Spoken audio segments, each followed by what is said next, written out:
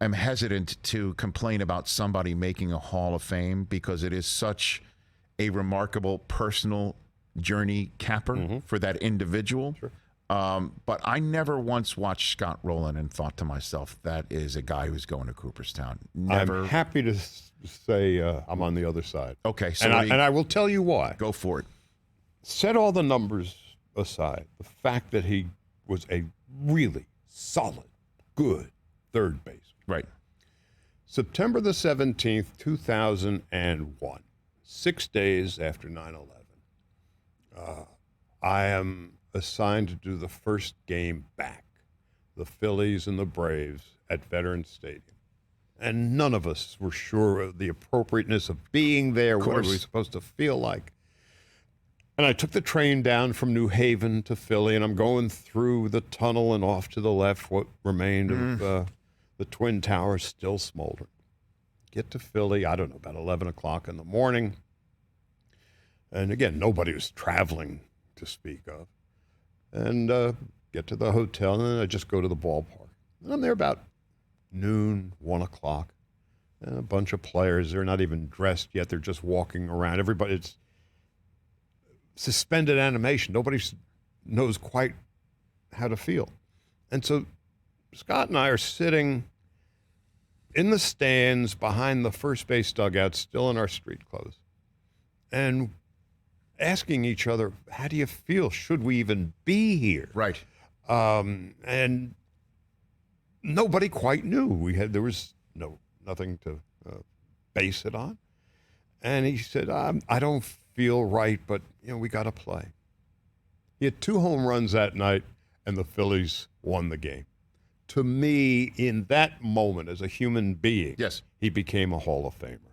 And then he had a very substantial career. And I was only 17, 18 third basemen have ever been inducted into the Hall of Fame, which was kind of a jarring number. But that day, I became a Scott Rolen fan for life. And whenever we see each other, we haven't. Well, I mean, it's a terrific story, a remarkable story. And yes, like I see the wins above replacement statistics, that he's a top 5 wins above replacement. I don't get that. No, I don't know the WAR stuff either. Yeah. I just know, watching them, I thought he was a terrific baseball player, but I just did not think I was watching somebody who was generationally brilliant and is going to be in the same room as, Ruth, he Gehrig, was and what have you. generationally consistent. He was really good. But Hall of Fame, you know what I mean? Like, and of course, I'm totally biased. I think Mattingly is a terrific ball player.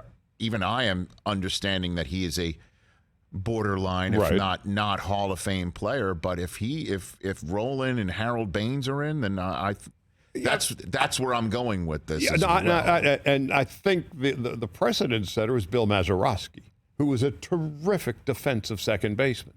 Period. But was he a Hall of Famer? Probably not. Hit a great home run. Yes, he did, and it cost me $1, and it cost me a week's allowance. When you got time for a story? Sure. I'll give you a story.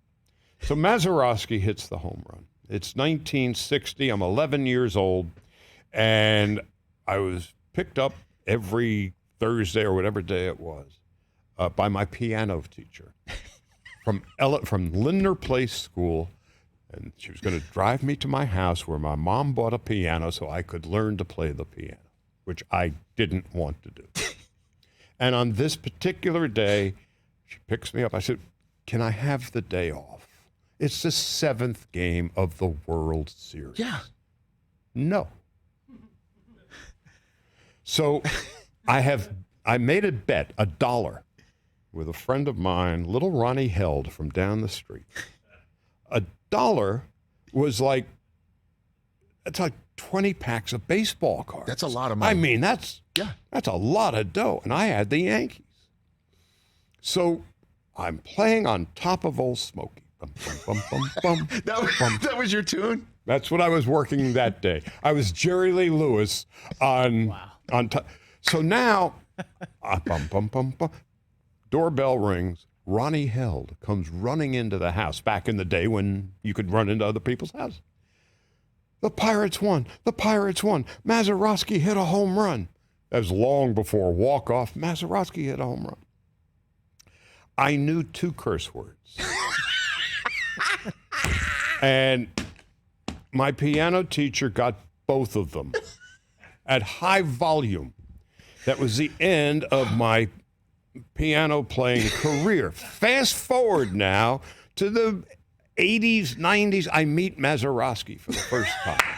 Oh, this is great. And I tell him he cost me 20 packs of baseball cards, a week's worth of allowance, because you hit the home run and I'm playing on top of Old Smoky.